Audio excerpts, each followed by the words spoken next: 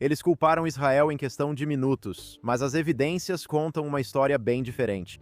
4 mulheres mortas pelo Irã, uma explosão e 2 versões completamente diferentes do que aconteceu. Então quem se beneficia ao errar? Essa história e muito mais no Judaication de hoje. Bem-vindo de volta ao Judaication aqui na JNS TV, aqui é o Josh Hasten. E na noite de quarta-feira desta semana, fragmentos de mísseis iranianos atingiram um trailer de metal usada como salão feminino na vila de Beitawa, na região de Hebron, matando pelo menos 4 mulheres árabes, uma delas grávida, e ferindo 13 pessoas. Essas foram as primeiras mortes na autoridade palestina desde o início da guerra. Mas o que os que odeiam Israel na autoridade palestina fizeram? Eles espalharam informações falsas de que um sistema antimísseis israelense falhou e que um míssil interceptador israelense matou as 4 mulheres. O Conselho de Yesha divulgou um comunicado e um vídeo mostrando fragmentos desse mesmo míssil atingindo uma comunidade judaica próxima. O Conselho de Yesha afirmou que isso é mais uma prova dos esforços contínuos dos elementos árabes anti-Israel para espalhar desinformação e libelos de sangue com o objetivo de prejudicar os residentes da Judéia e Samaria e o Estado de Israel no cenário internacional. Essa é a realidade, pessoal. Israel é culpado por tudo. Os interceptadores israelenses salvam vidas o dia todo, tanto de judeus quanto de árabes. Ainda assim, alguns na autoridade palestina aproveitam para espalhar notícias falsas e atacar Israel. E, como de costume, mais incitação anti-Israel nesta semana vinda da autoridade palestina.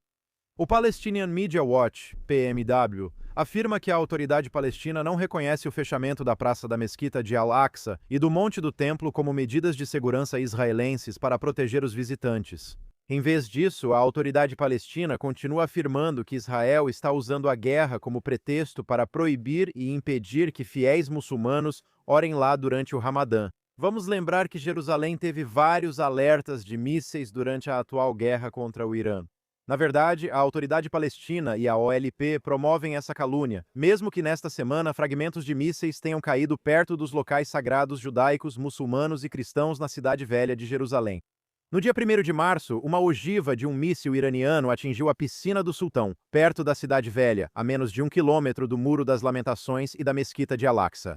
E pouco antes deste Shabat, vamos conferir este vídeo. Mais um fragmento de míssil caindo na cidade velha de Jerusalém. Agora, o PMW diz que este é um exemplo da maneira regular de pensar e agir da autoridade palestina. Nunca admitem a realidade, mas continuam culpando Israel por tudo. Assim, tanto a autoridade palestina quanto a OLP condenaram as medidas de segurança de Israel como pretextos, desculpas e uma cobertura para o desejo de Israel de aumentar o controle sobre a mesquita de Al-Aqsa. Só para deixar claro, o Muro das Lamentações em Jerusalém está fechado. Este é o local mais sagrado do judaísmo. Observe, isso foi um teste. O Muro das Lamentações está fechado, mas não é o local mais sagrado do judaísmo. O local mais sagrado de todo o judaísmo é o Monte do Templo, e ele está fechado para todos os fiéis, judeus, muçulmanos, cristãos e outros. Não caia na propaganda anti-Israel da autoridade palestina que acusa Israel de discriminação contra muçulmanos. E já que falamos disso, pergunte aos 2 milhões de árabes em Israel se preferem viver aqui ou em um país como o Irã. Se eles forem sinceros, é óbvio o que vão responder. Outro relatório importante desta semana do Palestinian Media Watch que eu quero discutir. Soldados israelenses viram um carro da autoridade palestina vindo em alta velocidade diretamente em sua direção e abriram fogo, achando que era uma medida necessária de autodefesa. Infelizmente, era uma família árabe e 4 civis foram mortos. O Palestinian Media Watch questiona por que soldados israelenses atiraram tão rápido em um carro que se aproximava. Durante anos, a autoridade palestina e o Hamas vêm treinando árabes para transformar seus carros em armas para assassinar israelenses. Vamos dar uma olhada neste vídeo, produzido pelo movimento estudantil Shabiba da Fatah, na Universidade de Birzeit, simulando o planejamento e a execução de um ataque de atropelamento e esfaqueamento contra soldados israelenses, intitulado A Busca pelo Martírio nos Une. Gostaria de acrescentar um aviso de que este vídeo pode ser difícil de assistir para algumas pessoas.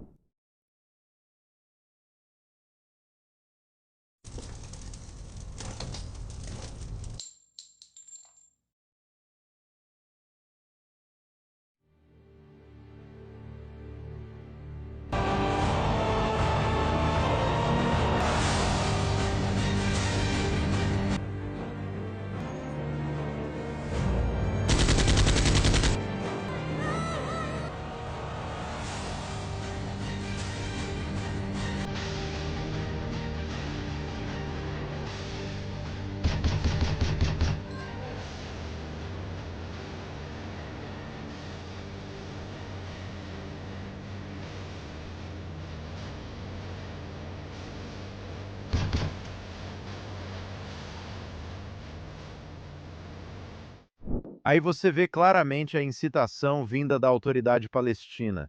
Como relata o PMW, muitos terroristas seguiram as instruções de seus líderes e realizaram centenas de ataques com carros, e muitos israelenses foram mortos e feridos. Assim, soldados e policiais israelenses foram treinados para reagir rapidamente a acelerações inesperadas de veículos contra eles ou outras pessoas. Quando árabes da autoridade palestina conseguiram matar israelenses com seus carros, seus ataques terroristas foram glorificados e apresentados a outros árabes como uma estratégia terrorista eficaz. Então, apesar das reportagens da mídia acusarem Israel de simplesmente matar essa família, porque é isso que Israel faz, segundo eles, os soldados claramente acreditavam que havia um perigo claro e iminente. Essa situação nem existiria se os árabes da autoridade palestina não usassem seus carros como ferramentas de terrorismo repetidas vezes. Notícia de última hora: um árabe atropelou 2 israelenses com seu veículo na região de Shomesh, no norte da Samaria, ontem, matando um e ferindo o outro em um ataque terrorista suspeito. A vítima fatal foi identificada como Yehuda Shmuel Sherman. Que Deus vingue o sangue do jovem de 18 anos da comunidade judaica de Elomor, próxima a Siquém. O homem ferido é seu irmão Daniel. Segundo o Conselho Regional de Samaria, os irmãos e um terceiro israelense estavam patrulhando a área em um quadriciclo quando um veículo da vila árabe de Beit Imrin acelerou em direção a eles. Acabamos de falar sobre ataques com atropelamento de carros, e agora estamos aqui relatando um ataque mortal desse tipo, que se originou na autoridade palestina, no qual um israelense de 18 anos foi assassinado. Isso acabou de acontecer. Yossi Dagan, o prefeito do Conselho Regional de Shomron, ou Samaria, disse que estamos enfrentando um inimigo assassino e bárbaro cujo objetivo é matar judeus e, assim, expulsá-los de sua terra. Foi exatamente isso que ocorreu, por isso ainda temos esses ataques com atropelamento de carros. Então, novamente tivemos um caso em que soldados das FDI infelizmente atiraram em um carro que acelerou em direção a eles.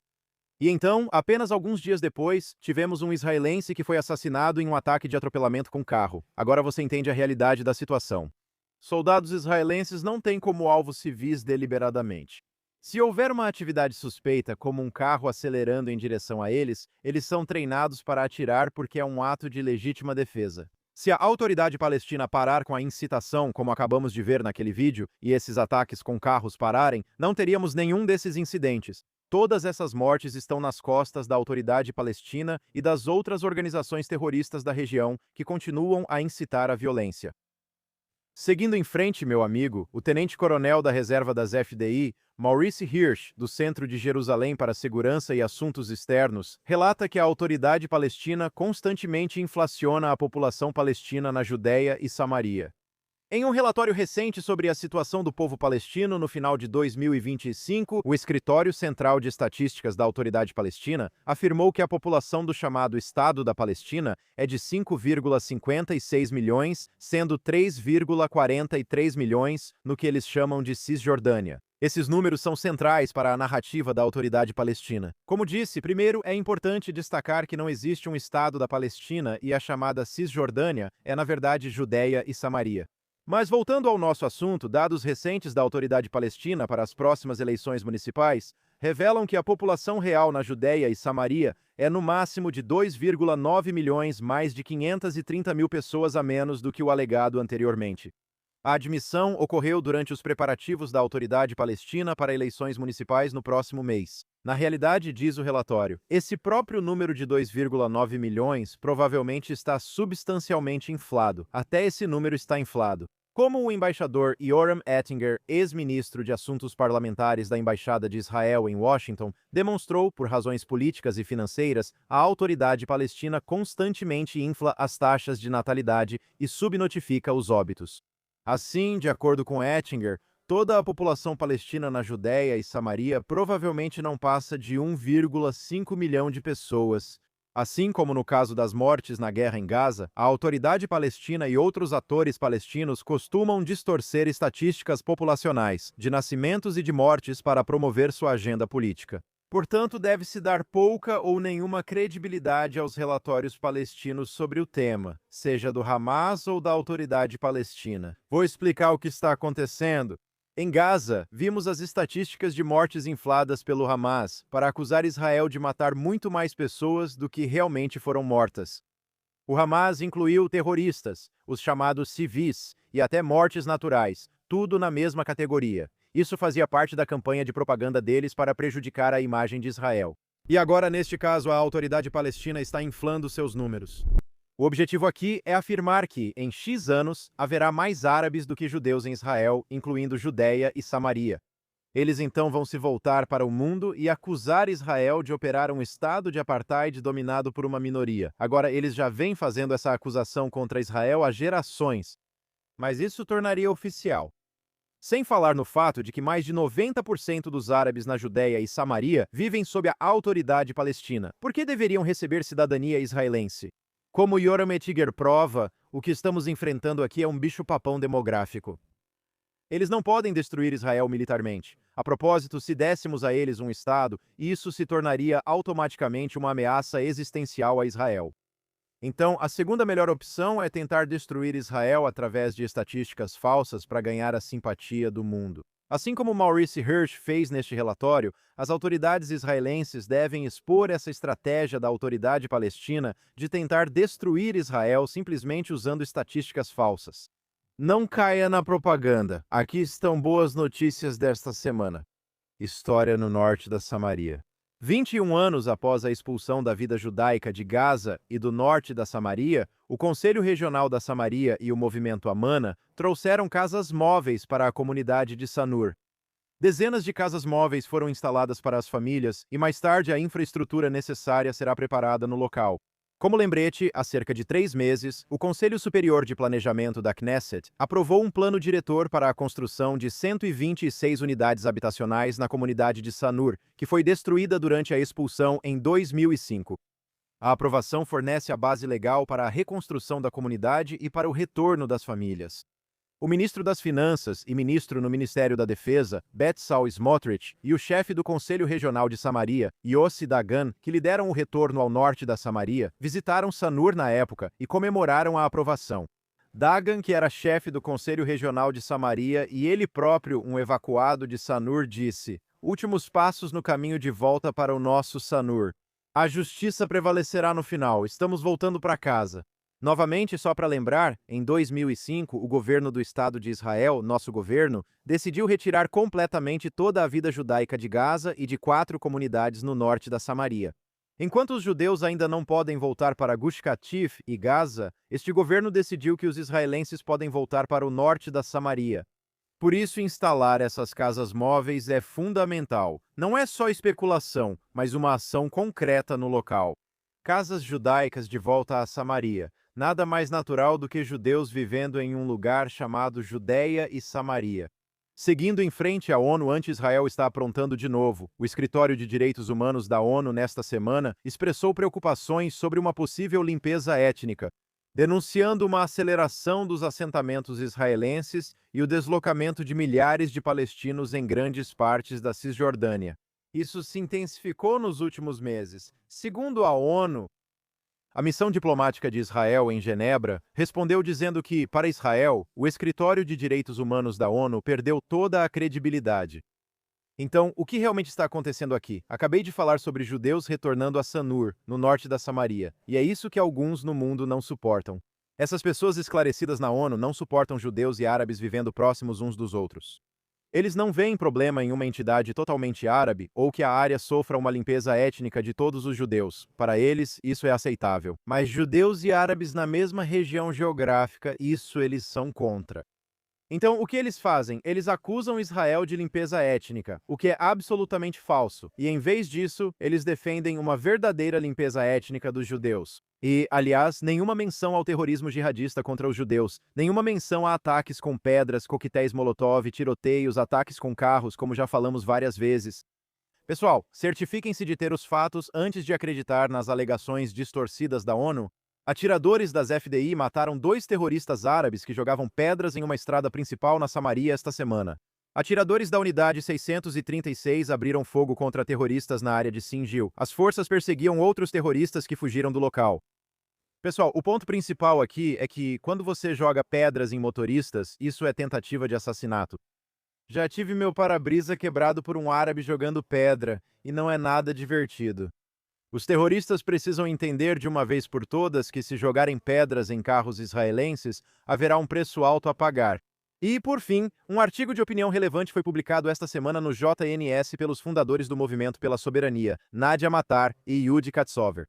Eles argumentam que, se Israel busca uma vitória real e duradoura sobre o Irã, então também deve agir na Judéia e Samaria, assim como em Gaza. Os autores afirmam que o Oriente Médio está mudando diante de nós. Se essa transformação for garantir a segurança de Israel, Israel deve dar mais um passo crítico, um que finalmente impedirá o estabelecimento de um Estado terrorista apoiado pelo Irã no coração da nossa terra. A verdadeira estabilidade na região, dizem eles, será alcançada quando a opção de estabelecer tal Estado terrorista for permanentemente retirada da mesa e quando a realidade política estiver alinhada com a realidade histórica, geográfica e prática. Aplicar a soberania israelense sobre a Judéia, Samaria e Gaza é um passo necessário, um que pode e deve ser dado justamente durante o tempo de guerra. Tal passo deixaria claro para todo o mundo, para nossos vizinhos e para nós mesmos, que nenhuma entidade hostil surgirá no coração da terra ou na faixa de Gaza.